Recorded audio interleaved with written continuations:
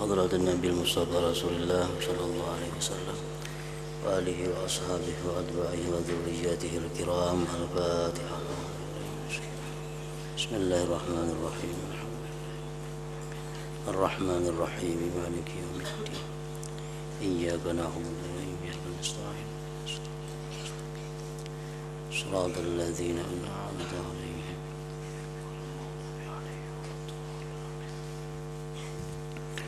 بسم الله الرحمن الرحيم. الحمد لله رب العالمين وبه نستعين على أمور الدنيا والدين والصلاة والسلام على أشرف الأنبياء والمرسلين سيدنا مولانا محمد وعلى آله وصحبه أجمعين. قال المصنف رحمه الله ونفعنا بعلومه في الدارين آمين. Bismillahirrahmanirrahim. Alhamdulillahi rabbil alamin. Wassalatu wassalamu ala ashrafil mursalin Sayyidina wa maulana Muhammadin wa alihi wa sahbihi ajma'in. Amma ba'du. Segala puji bagi Allah, penguasa seluruh alam, baik alam manusia, alam malaikat, alamul hayawan, alamul jin, seluruh alam Allah penguasanya, yang maha bijaksana, Al-Hakim. Segala hukum yang ditetapkan oleh Allah Subhanahu wa ta'ala pasti di dalamnya itu ada mengandung kebijaksanaan daripada Allah Subhanahu wa ta'ala.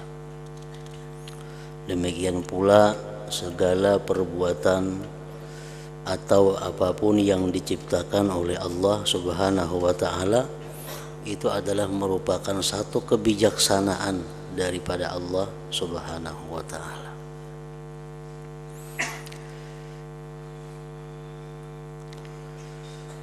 Antara lain contoh tentang kebijaksanaan hukum-hukum Allah Subhanahu wa ta'ala, orang yang sembahyang. Allah Subhanahu wa ta'ala mewajibkan kepada setiap orang Islam untuk sembahyang 5 waktu. Nah, di dalam sembahyang itu sangat banyak mengandung kebijaksanaan daripada Allah Subhanahu wa ta'ala. Antara lain masalah waktu. Nah, orang-orang yang dalam keadaan sakit itu dapat kebijaksanaan dari Allah bahwa dia boleh menjamak sembahyang. Orang yang dalam keadaan musafir, maka dia dibolehkan sembahyang menjamak sekaligus meringkas. Nah, itu contoh tentang kebijaksanaan hukum Allah Subhanahu wa ta'ala. Orang yang kadangkala sembahyang berdiri dibolehkan sembahyang berduduk. Sembahyang berduduk kadangkala dibolehkan berhiring. Berhiring kadangkala dibolehkan bertilantang. Asal orang tersebut sembahyang. Orang yang kadangkala puasa karena sesuatu alasan yang benar dibolehkan kada puasa bulan Ramadan. Tapi dia mesti membayar di bulan-bulan yang lainnya. Nah, itu adalah kebijaksanaan daripada Allah Subhanahu wa ta'ala. Maha luas anugerahnya, maha luas anugerahnya, maha pemurah, maha menang.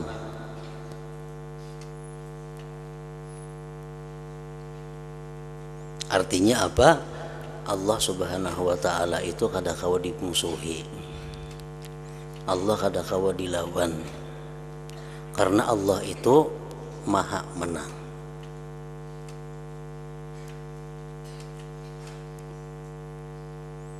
Allah subhanahu wa ta'ala kada kawa dipintari, Allah ta'ala kada kawa dipolitiki, karena Allah maha menang. Wa makaru wa makarallah wallahu khairul makirin. Mereka itu memperdaya, menipu akan Allah, tetapi Allah menang dalam hal tipuan mereka itu. Maha Pengasih yang menciptakan manusia dalam bentuk yang paling baik.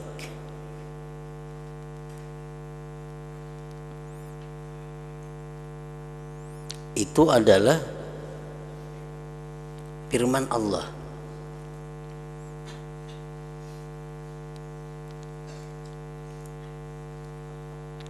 Laqad khalaqnal insana fi ahsani taqwim. Allah menciptakan makhluk yang paling baik, kejadiannya itu adalah manusia.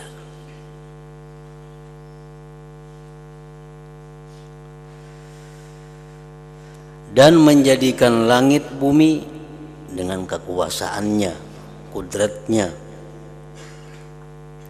serta mengatur semua urusan di dunia dan akhirat dengan kebijaksanaannya.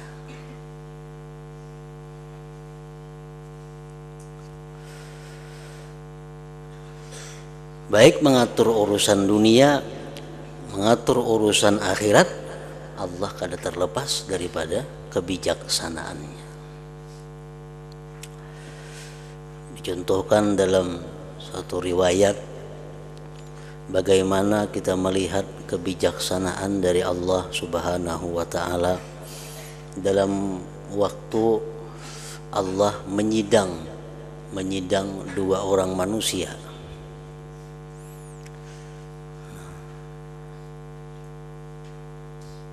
Ada yang zalim, ada yang mazlum, ada yang menganiaya dan ada yang dianiaya. Keduanya disidang oleh Allah Subhanahu wa ta'ala di akhirat kaina. Nah, kemudian orang yang dizalim ini kada mau melepaskan orang yang menzalimnya. Dia mesti dituntut, mesti dibalas. Sangat keberatan orang yang dizalim ini, andai kata yang menzalim itu masuk surga, karena dalam dunia dia dizalimi.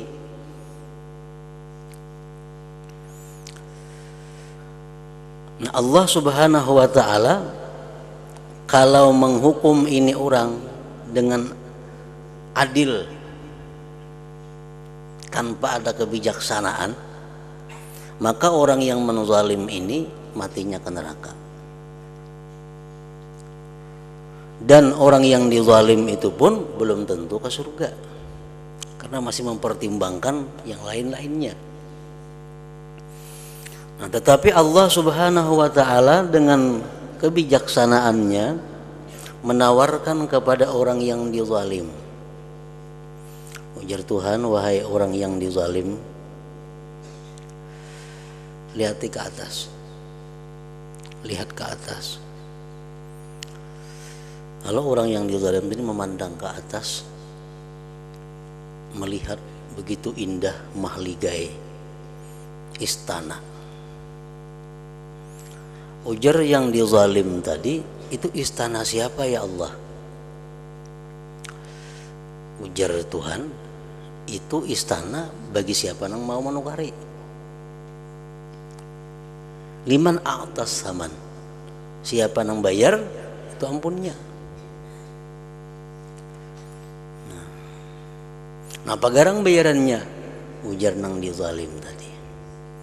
Ujar Tuhan, bayarannya kalau ikam mau meridai orang yang menzalim ikam ini, ikam dapat istana itu. Nah, akhirnya apa? orang yang dizalim ini mau meridai orang yang menzalim. Akhirnya kedua-duanya masuk ke dalam surga Allah Subhanahu wa ta'ala. Nah, itu contoh tentang kebijaksanaan Allah Subhanahu wa ta'ala yang maha bijaksana. Dan seluruhnya apapun yang dihukumkan oleh Allah, apapun yang diberikan oleh Allah kepada kita, itu sudah paling bijaksana dari Allah Subhanahu wa ta'ala. Kenapa aku jadi macam ini? Kenapa aku jadi kayak ini? Kada perlu dibahas, kada perlu diiktirat, karena Allah memberikan itu sudah melalui kebijaksanaan Allah yang maha bijaksana. Alaihissallah biahkamil hakimin. Surah At-Tin yang selalu kita baca. Alaihissallah biahkamil hakimin. Allah itu paling bijaksana di antara orang yang bijaksana. Oleh karena itu kita disunnahkan untuk membaca beberapa kalimat bala wa ana ala dzalika minas syahidin. Bila imam itu kan alaihissallahu bi ahkamil hakimin, jangan langsung Allahu Akbar ruku, baca dahulu bala wa ana ala dzalika minas syahidin, hanyar Allahu Akbar. Nah, apa artinya? Artinya ini membaca Quran menerangkan bahwa Allah itu paling bijaksana orang yang bijaksana. Lalu ujar kita, bujur aku menyaksikan itu. Nah, ujar kita, bujur Allah tuh orang yang paling bijaksana dan aku menyaksikan kebijaksanaan dari Allah Subhanahu wa ta'ala itu. Dia menciptakan jin dan manusia hanyalah agar mereka beribadah kepadanya.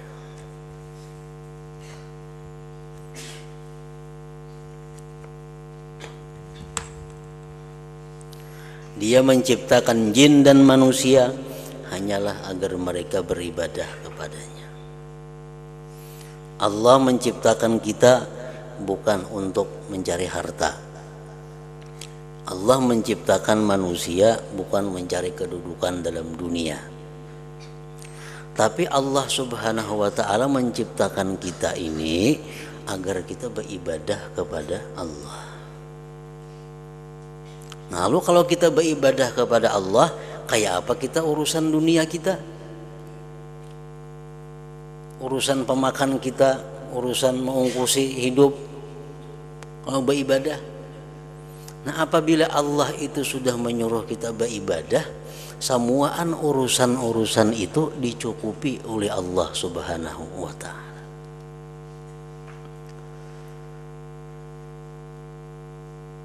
Apabila kita hidup ini bujur-bujur sesuai dengan aturan Allah, yaitu hidup itu untuk ibadah, maka urusan dunia itu akan dicukupi oleh Allah. Baik makannya, baik pakainya, baik apa yang diperlukannya, asal untuk ibadah dicukupi oleh Allah. Maulah Allah menyuruh kita beribadah, tapi kadang mencukupi keperluan kita, kada mau, kada bijaksana itu orangnya. Jam begawi di rumahku sehari 10 jam, mulai jam 6 sampai jam 4 umpamanya siang. Diberi makan nih kada orang, diberi duit kada, pintar lah kita ngarannya. Nah, Allah maha bijaksana, kada mungkin, mustahil Allah menyuruh kita beribadah itu membiarkan kehidupan kita. Ini gawiannya mengaji, nuntut ilmu, sembahyang, beribadah, pada tahu urusan dunia. Kayak apa makannya, kayak belanjanya, pasti dicukupi oleh Allah. Nah, tapi bila kita hidup ini menyimpang daripada aturan Allah Allah tadi mengatakan bahwa manusia itu diciptakan untuk mengabdi kepada Allah. Kita kada, kita mengabdi kepada dunia. Ibadah nomor 2. Bila ada waktu beribadah, bila kada ada waktu kada. Yang penting hidupnya diurusnya dunia. Nah, lapah orang ini. Ini manusia lapah. Padahal jalan yang nyaman ada baginya untuk mendapatkan dunia itu, yaitu dengan jalan ibadah.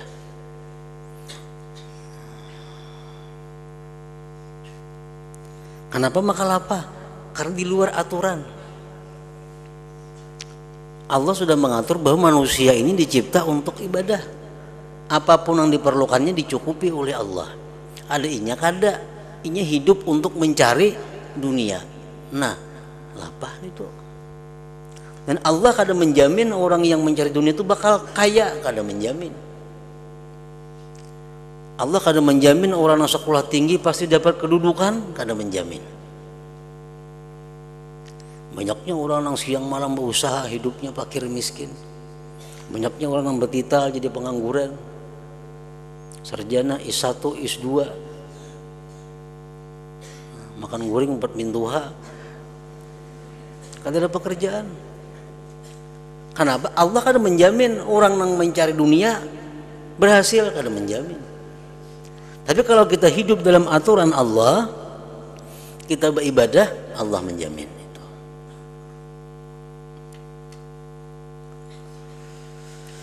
Dia menciptakan jin dan manusia hanyalah agar mereka beribadah kepadanya.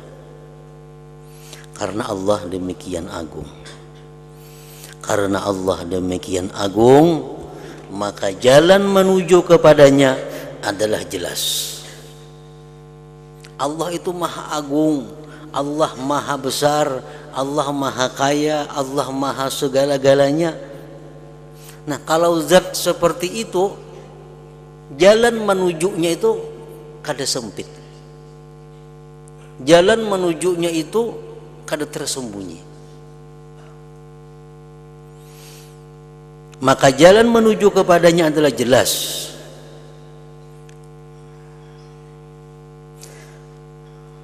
Di tempat kita umpamanya di satu kabupaten itu orang yang paling agung adalah bupati.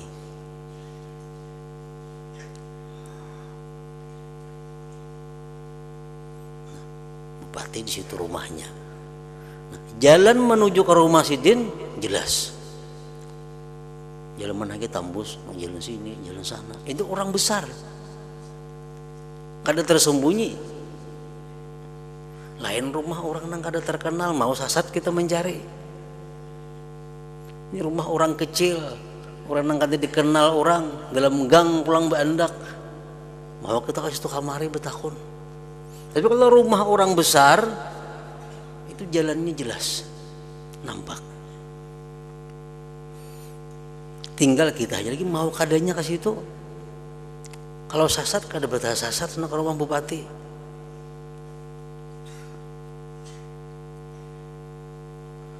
Karena Allah demikian agung, maka jalan menuju kepadanya adalah jelas bagi orang-orang yang menghendaki.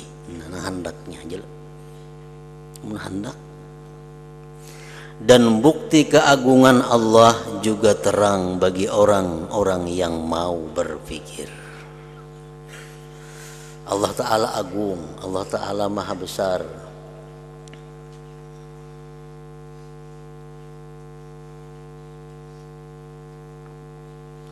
Jelas kebesaran Allah. Tapi bagi mau yang berpikir. Imam Ja'far As-Shadiq ditanya oleh muridnya, wahai Imam, Allah itu seringkali dikatakan maha besar. Maha besar dari apa? Berapa kali kita sehari Allahu Akbar, Allahu Akbar, Allah maha besar. Maha besar dari apa?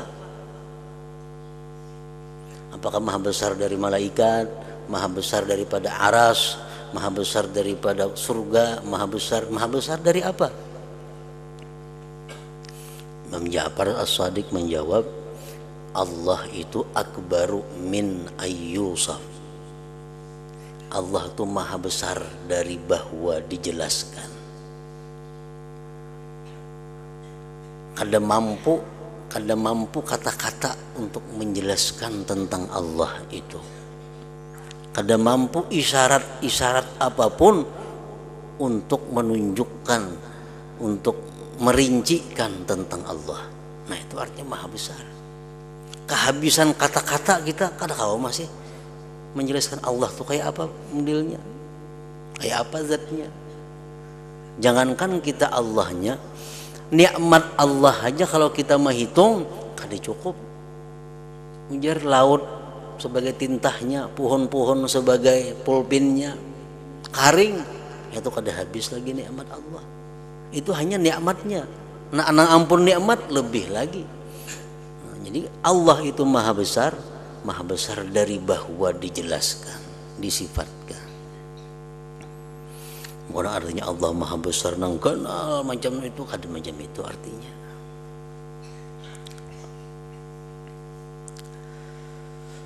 Namun harus pula diingat bahwa Allah kuasa menyesatkan siapa saja.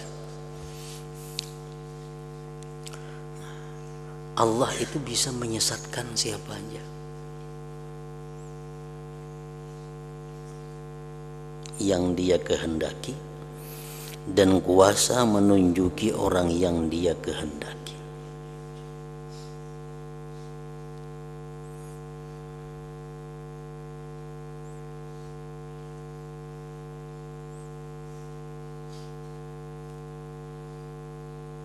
Orang nang kafir, orang nang menentang Allah, satu mat Allah hendak memberi hidayah jadi berislam, jadi menuntut ilmu, jadi alim, jadi wali.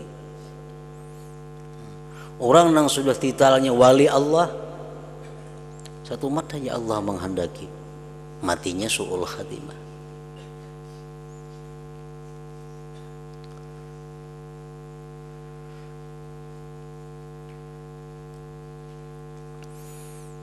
Diceritakan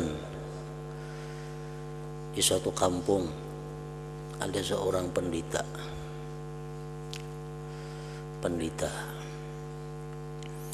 Jadi ujar pendeta itu kepada muridnya, "Kaina bila aku mati,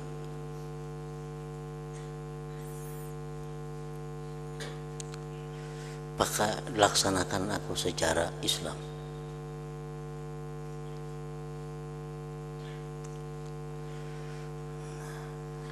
Artinya ya pendeta, bila aku mati mandi aku, kapani aku, buat dalam tabala, bawa ke hutan. Nah kayaknya di hutan tuh ada kena orang bawa pati, hurupakan pati ini tuh bawa ke sini. Pati itu dikuburkan secara Kristen, secara Nasrani.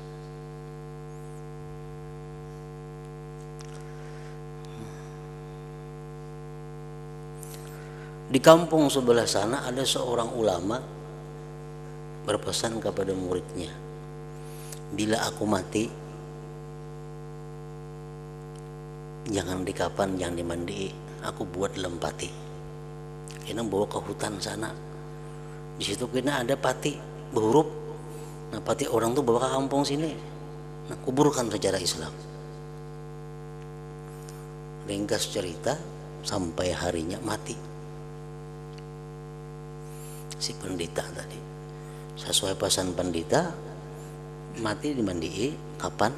Bawa ke hutan. Karena merupakan di sana ada orang bawa tebala juga. Nah, Allah Subhanahu wa taala mengatur dalam saat yang bersamaan tak imbai matinya antara si pendeta lawan si ulama ini. Nah, jadi si pendeta ini mati sesuai pesannya, mandi di kapan, bawa tebalanya sampai ke hutan, karena merupakan tebala yang dibawa orang sana. Kuburakan di kubur Kristen situ. Si ulama ini mati. Pasan ulama apa? Aku mati langsung buat dalam pati. Bawa kena ke hutan, merupakan lawan tabala nang sebutingnya, kubur secara Islam. Bawa ke hutan, pas ada orang yang bawa tabala, bahuruf, Jadi si ulama tidak dikuburkan secara Nasrani, si pendeta dikuburkan secara Islam. Nah, kenapa demikian terjadi? Itu adalah di waktu pendeta ini hendak mati, mengucap 2 kalimat syahadat Islamnya. Nah, si ulama ini begitu hendak mati dicabut Tuhan imannya, berkafir. Nah, jadi Allah Subhanahu wa taala sangat mudah untuk menyesatkan orang yang Dia kehendaki dan memberi petunjuk kepada orang yang Dia kehendaki.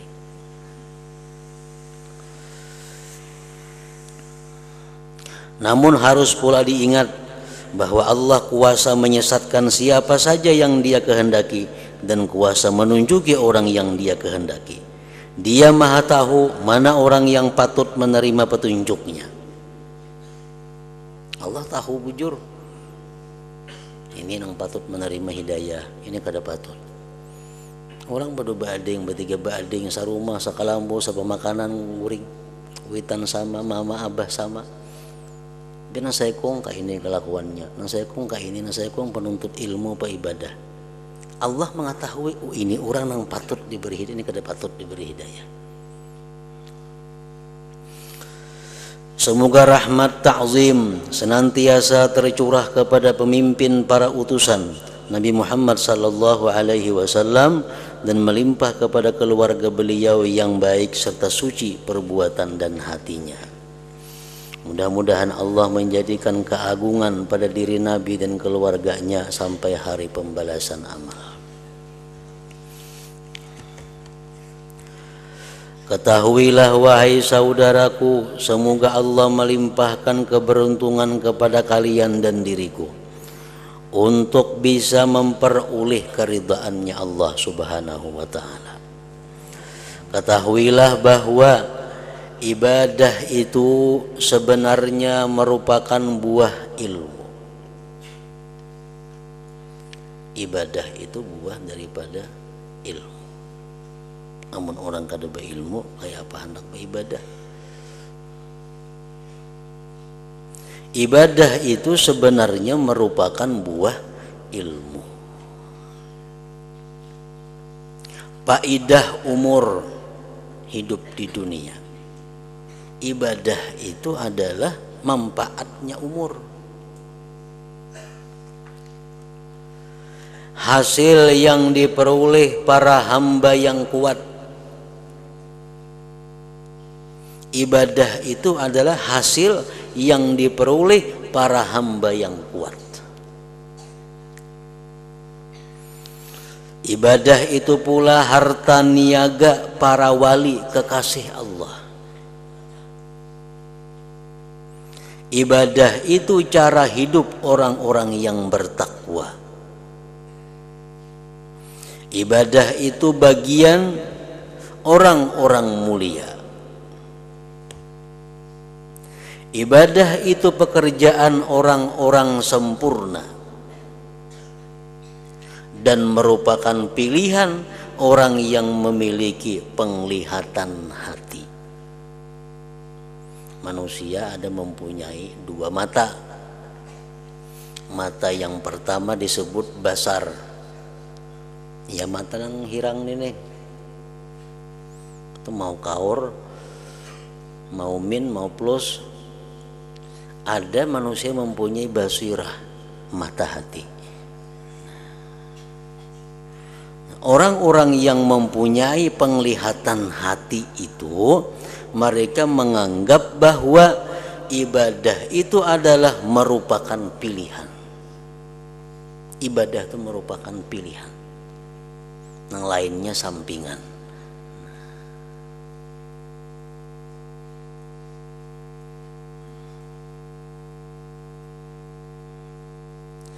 Ibadah adalah jalan keberuntungan dan jalan menuju surga.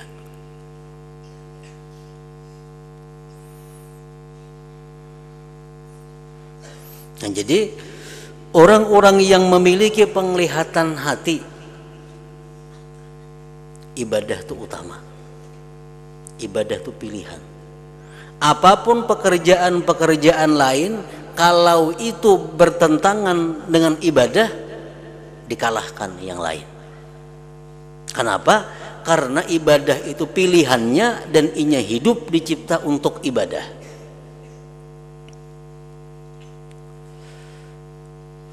Belajar hidup nang kaya HP. Nah, HP ini itu diciptakan untuk alat telekomunikasi berhubungan.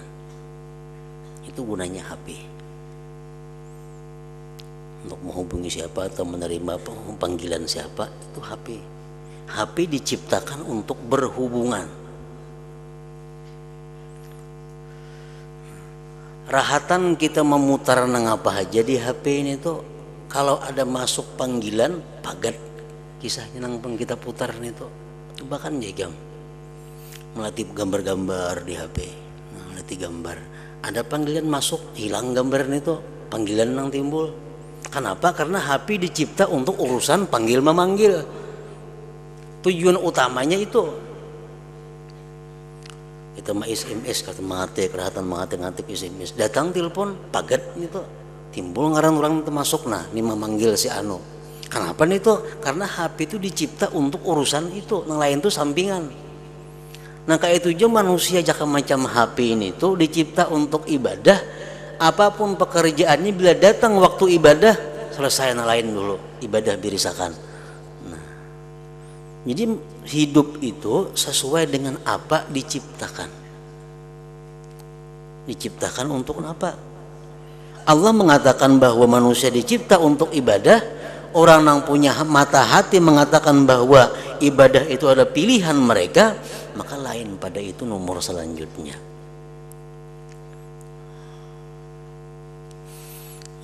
Namun kita rahatan menulis SMS, rahatan memeriksa gambar, ada orang memanggil kita, panggilan telepon, ada masuk panggilan orang, ini HP-nya kada normal ini.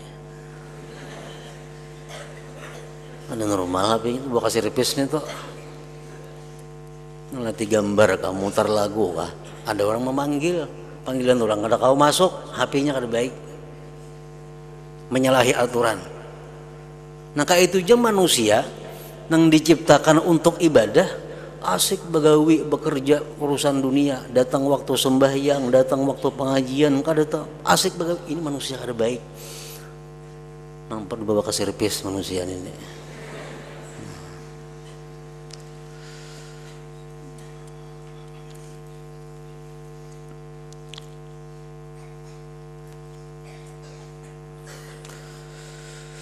Allah Ta'ala berfirman, wa ana rabbukum fa'budun. Artinya aku adalah Tuhan kalian. Aku adalah Tuhan kalian. Karena itu beribadahlah kalian kepadaku. Beribadahlah kalian kepadaku. Rabbukum itu artinya Tuhan. Maksudnya apa? Ngaran Tuhan itu apa? Allah mengaku kepada kita, ya Tuhan, ana rabbukum, aku adalah Tuhan kalian. Bahasa Arabnya Rabb, Tuhan ujar kita. Padahal Rabb itu artinya bukan sekadar itu. Rabb itu artinya adalah pencipta, perencana, pencipta, pemelihara, penguasa, pemberi segala-galanya. Itu Rabb. Nah jadi dia Tuhan, aku iya nang merencanakan ikam ini aku, nang maulah ikam nih aku, nang beri makani ikam tuh aku, nang menyihatakan ikam aku, nang melihara ikam sehingga bisa selamat aku. Beribadahlah kepadaku. Nah itu artinya, maka ikam menyembahlah. Mengkada paham arti menyembah itu, maka ikam maasi-asi lawan aku artinya. Karena aku nang maulah ikam nih aku, nang beri makan ikam aku, nang beri duit aku, nang menyihatkan aku, menjaga siang malam aku, ya Tuhan. Aku nang patut ikam sembah, aku nang patut ikam taati, aku nang patut ikam hiraukan. Nah wa ana rabbukum fa'budun, aku adalah Tuhan kalian. Karena itu beribadahlah kalian kepadaku.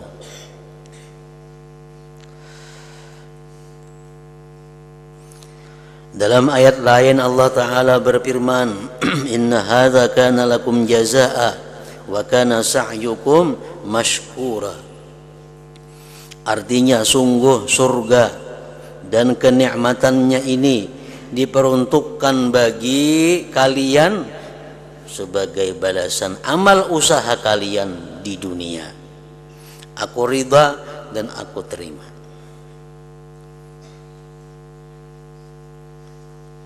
Jadi surga itu merupakan jazaul amal, balasan amal yang kita perbuat di dalam surga, di dalam dunia ini.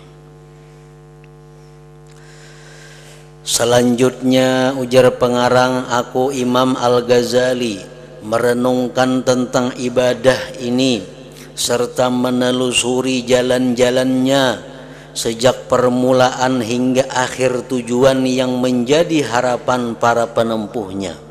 Ternyata jalan ibadah adalah jalan yang sulit dilalui.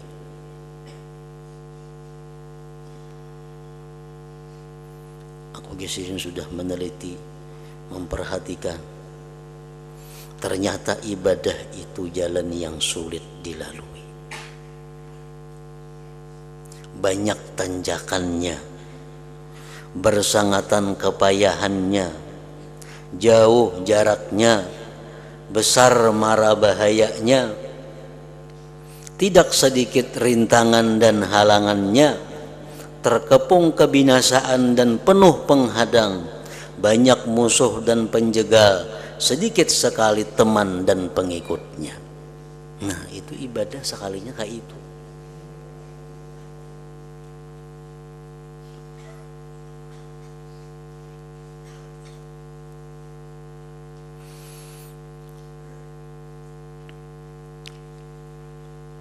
Kalau kita hendak bertemu dengan kepala negara, presiden, maka kita ada patuh dengan presiden itu. Tahu ngaran benar, SBY presiden kita. Kada patuh, kada pertemuan kada biasa. Rumahnya tahu di situ. Nah, kita hendak ke rumah sidin, saling ngalihan itu. Berapa rintangan yang dilalui. Salah kita bisa mati di tengah jalan melalui ini, pemeriksaan ini, pemeriksaan itu. Nah, antriannya panjang, hanya kau berjumpa. Maka itulah ibadah. Apalagi menuju Allah yang sangat maha besar dari segala yang besar. Nah, tapi ini untuk orang-orang yang kada kenal, yang kada patuh. Amun orang yang sudah akrab lawan presiden yang siang ke malam, bahas itu kada berjaga-jagaan lagi, kada ada lapahnya lagi, bahkan rame. Nah, kayak itu juga orang lawan Allah Subhanahu wa Ta'ala ini kalau sudah merasa dekat, merasa kenal dengan Allah, kadangnya sulit bang ibadah itu. Kenapa kita sulit ibadah? Karena kita kada patuh. Nang disembah nih kada tahu dengaran aja Allah ngarannya, tapi kada tahu nang kayak apa kelakuan Allah, kayak perbuatannya kada tahu. Tahu ngaran aja, ginjer orang juga. Nah, saling lapahan itu. Halangannya banyak. Ada syaitan, ada dunia, ada nafsu, macam-macam menghalangi kita supaya jangan beribadah, jangan bertemu dengan Allah. Nah, karena kita kada patuh dengan Allah. Kalau kita kenal lawan Allah, kada ada halangannya untuk berjumpa Allah.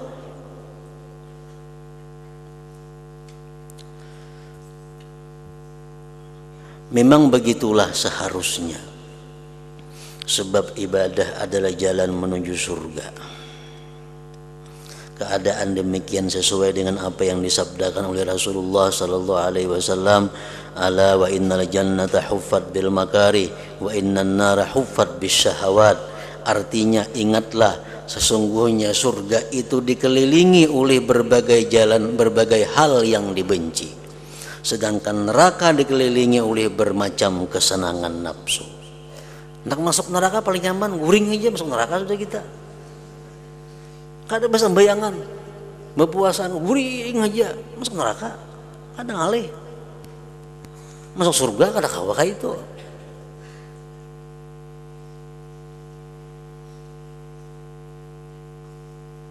Jadi kalau kita hendak masuk neraka tuh banyak aja nama antarakan. Kendaraannya banyak, gratis. Kalau masuk neraka kadang ngalih.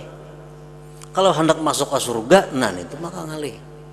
Karena ujar Nabi, surga itu dikelilingi oleh berbagai hal yang dibenci, sedangkan neraka dikelilingi oleh bermacam kesenangan nafsu.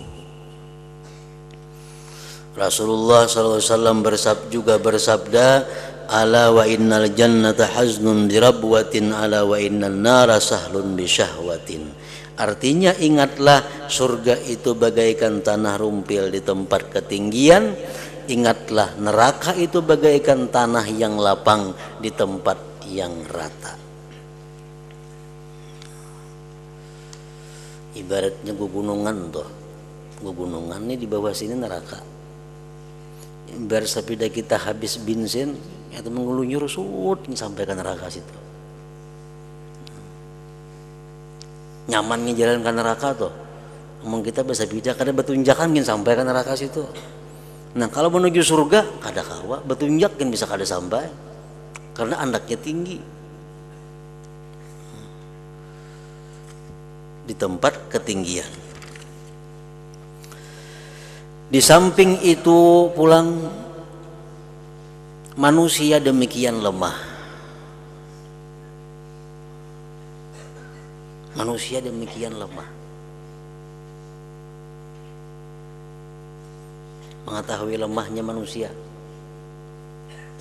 nah mengetahui lemahnya kita. Jangan guring 3 hari 3 malam, ketahuan tuh lemahnya kita.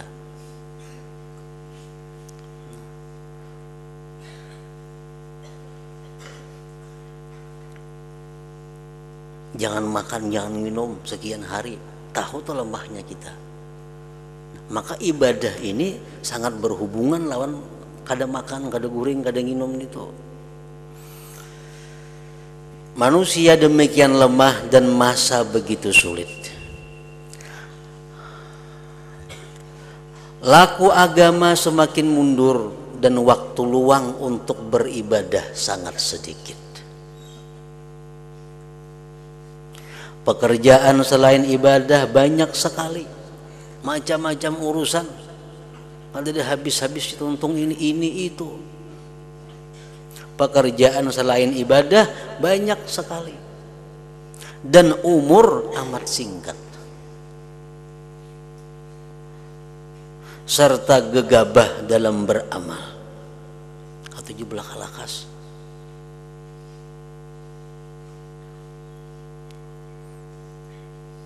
Sedangkan zat maha peneliti Allah sangatlah waspada.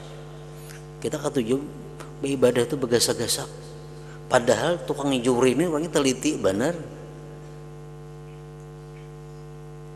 Batas hidup begitu dekat, tetapi jarak yang mesti ditempuh masih jauh. Yang bekalnya harus berupa taat kepada Allah Subhanahu wa ta'ala. Dan kalau sudah terlanjur liwat, tidak lagi dapat dikembalikan. Kada kawa dirili lagi. Dirila itu kada kawa diulang, kada kawa. Kita liwat sudah kada sampat lagi. Umpamanya kita yang maghrib biasa membaca subul munjiat. Kesibukan dunia kada terbaca. Kalau kita mau ulang lagi, kada kawa lagi. Kenapa? Waktu kada mau mundur. Waktu kada mau mundur. Malam isuk kena mbah maghrib nang untuk malam isuk juga bacaannya. Kada kawa lagi diisi lawan nang ini kada muat lagi jamnya. Nah, misal kita bila jam 3 subuh, jam 3 malam kita beribadah kepada Allah sampai jam 4 umpamanya. Itu waktu yang sangat mulia. Kesibukan apa taguringan kalapahan. Kaulah kita membayar, ada kau lagi. Malam esok pang jam 3. Nang sagan malam esok juga itu malamnya lain malam ini. Nah kada kau diulang lagi. Jadi kalau urusan dunia banyak kaya ulang-ulang itu kau aja. Kalau urusan akhirat sekali kita rugi, kada akan bisa menambah.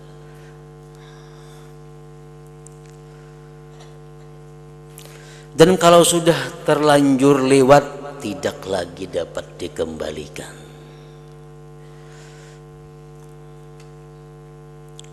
Karena itu barang siapa sanggup berbuat taat, berarti dia orang yang beruntung selama-lamanya.